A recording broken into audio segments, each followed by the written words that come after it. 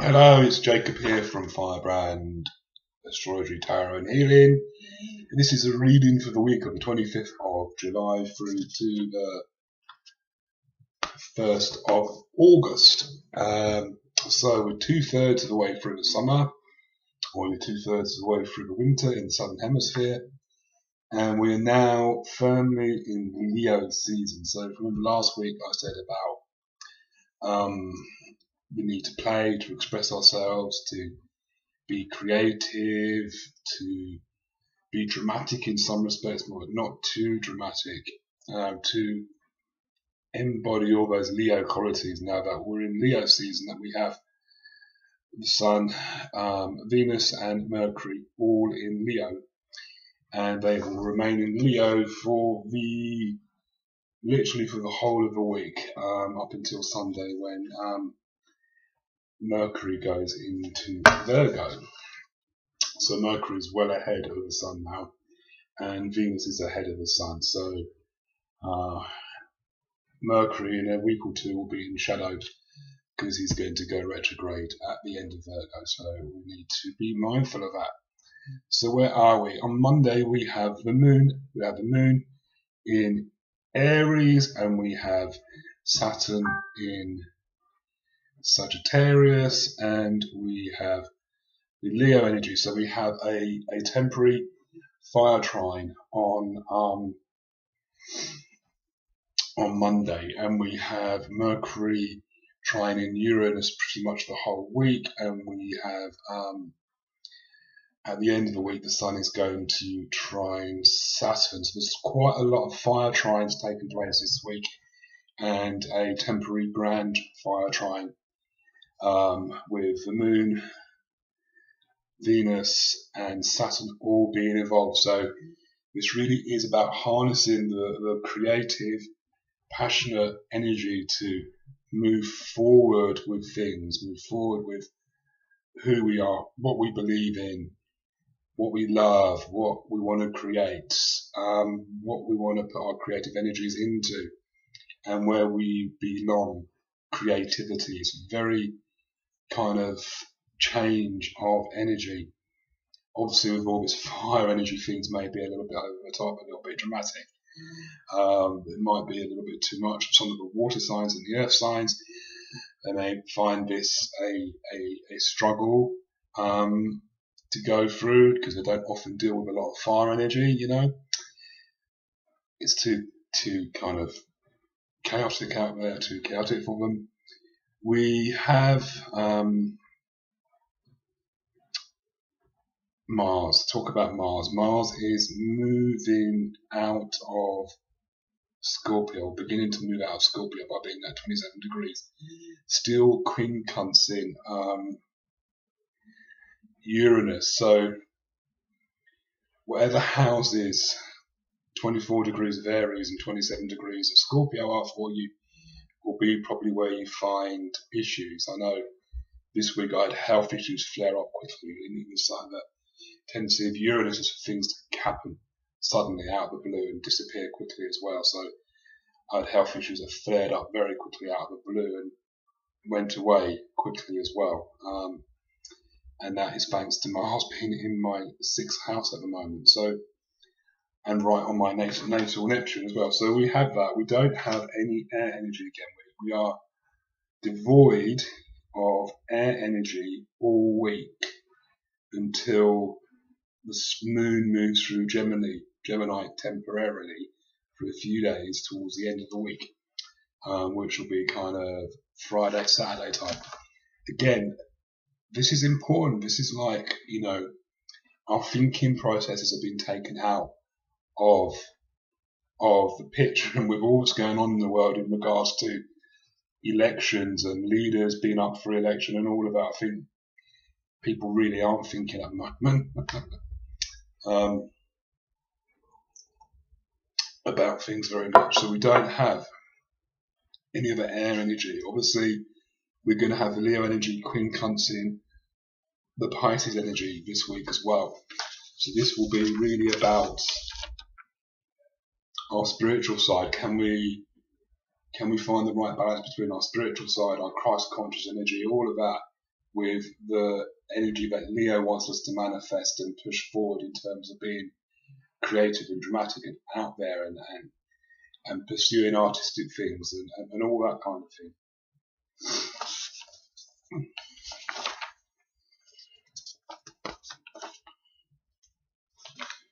On Tuesday, the moon is going to be at the last degrees of Aries, which means Wednesday, Thursday, our emotions are going to be in Taurus, which is what we're going to want to ground.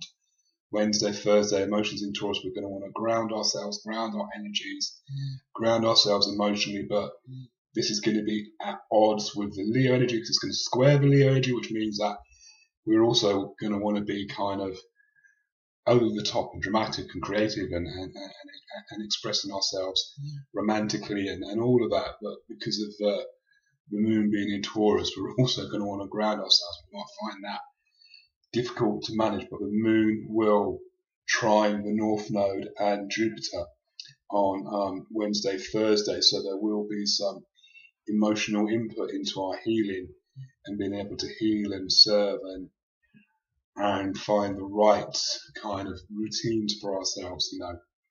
Wednesday and Thursday we'll get support with that.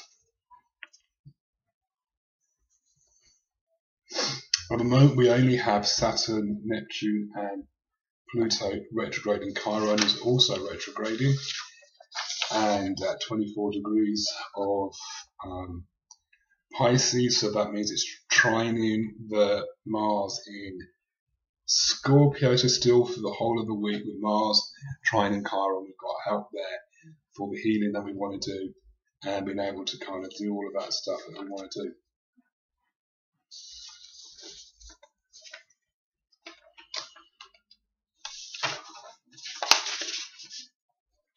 Friday, Mercury squares Mars, so Friday might be a day where we say things and we say hurtful things to people. Things come out that we don't want to come out because of the fact that Mercury is going to be squaring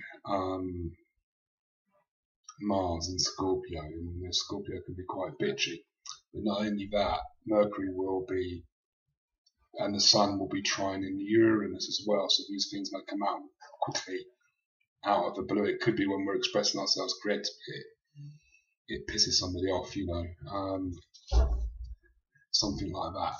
The Sun will be at 6 degrees of Leo, building to a nice trine. So towards the end of the week, the Sun will be trining Saturn for a couple of days, which means there will be some input into our beliefs and what we believe. Saturn being in our belief systems, in Sagittarius and belief systems sign of the zodiac, we really are looking at how we believe, what we believe, and all of this, will be coming out. And the North Node in Virgo is moving towards a square to the beliefs. This is all karmic stuff that's coming up, all karmic beliefs. The planet has held for a very long period of time of being challenged and being brought out in the open to be healed, and maybe beliefs that we've carried through generations or through lifetimes also are coming up to be healed, in terms of the whole Saturn in Sag stuff, And we have Mercury at the tested degree of Leo on Saturday, so we're going to be tested about how we express and communicate ourselves creatively. And on Sunday, the moon will be in Cancer, so we're going to be feeling emotional. We're 2 days before the moon's going to be in Gemini, so it's going to be a little bit all over the place. It's going to be the only time we've got something in the air until the moon moves into Libra again in about 6 or 7, in about 8 days' time. We've got no air energy to speak of, big air energy until Mercury goes into, until Jupiter goes into Libra in September, and Venus goes in as well around that time. No air energy to speak of, which I think is quite important. I think really our thoughts are kind of being taken out of the picture somehow,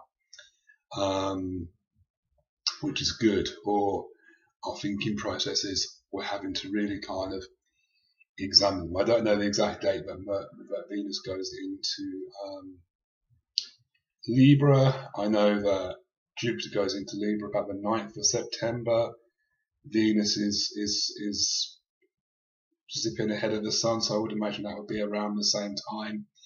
Then we will have that energy in Libra, which is all about balance. Okay, so we kind of done that again, kind of theme is coming up. We'll look at the gods again, see what the gods say. Now there is a whole lot in the book. There's like 3 pages for each god. It tells you, invocation that you can do and all this, and what you might do. So what I think probably best is when I tell you the god, you look at the god up on Google and see what it means to you personally. These are the God and Titan cards, so you might want to Google that and see what it tells you. But this is about your personal relationship with the gods. Not the one that the book tells you. That's kind of how I see it. Anyway.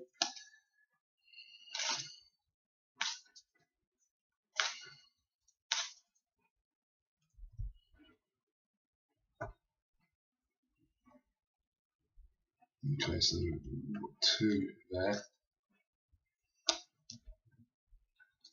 Interesting. We got fear and renewal. I didn't really talk much about Pluto in my reading. Now the Leo energy is also going to quincunx Pluto as well. So when the Sun and Venus and Mercury hit 16 degrees of Leo, we're going to be challenged with that. So Pluto is kind of about fears. So fears. Releasing our fears, releasing all the fears we have about different things, will allow us to embrace renewal. So we've got Osiris here, so this is about renewal. We'll look at Muriel. If you see, she's got her hand on his heart. So it's really about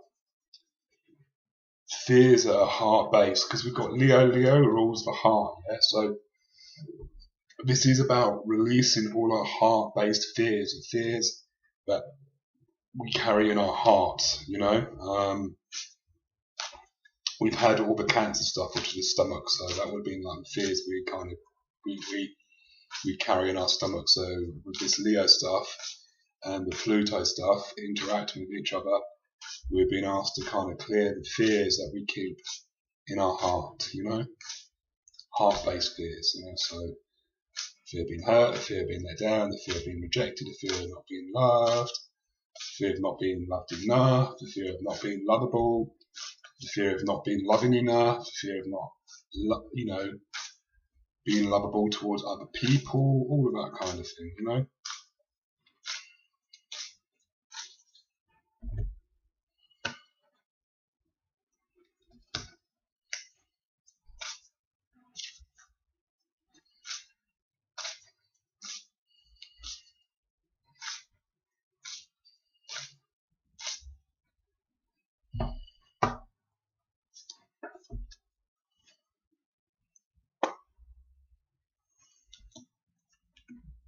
Okay, so we have the Page of Swords, so the period that the moon is in Gemini, which is kind of Thursday, Friday, Saturday. We need to be looking at how we think emotionally, what our emotional thinking is. This is what the Page of Swords is telling us, is to use those 3 days, because it won't be for another 8 or 9 days until we get to look at thinking again when the moon moves into Libra, and until September, none of the planets are going to be in air signs, so we're going to have a period where we're only going to think emotionally. None of the other things are going to happen. Now, the 6 of Cups, this is kind of about childhood memories and nostalgia. Now,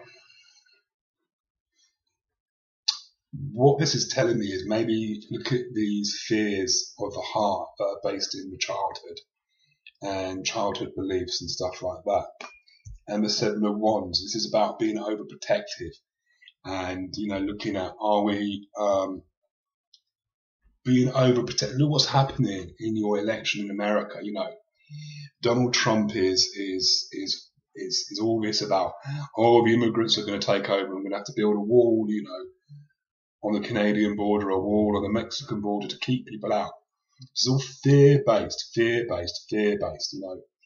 and a lot of the campaigning we had in our Brexit in the UK was all about fear, protection, the need to protect, the need to be fearful of other people, the need to be worried and stuff like that. And when I grew up, we were worried about nuclear war and the Russians dropping nuclear bombs on us. We were gonna let go of all of these fear-based energies about other people coming to get us, and there not being enough resources to go around, and there not being enough of this, because this is all part of a big plan that the wealthy 1% of the population have, people who are in control of the planet. This is what they're doing to keep us under control. It's fear, keeping us afraid, keeping us scared, using all of our childhood fears, all of a whole range of fears to keep us in place. And also, what is not helping us move forward is also keeping a hold of those childhood fears. We've got to let them go. We've got to let go of the need to feel that we have to defend and protect ourselves as well. So I think when Mercury squares Mars towards the end of the week, we're probably going to want to defend ourselves because somebody has criticized us creatively or has kind of said something to us which we feel is an attack on our creativity, our artistic side, our kind of romantic side or something like that. And we're acting out of fear, so we need to watch that. Okay, so I hope this all makes sense. That's been a long video again. And I wish you lots of love. Bye.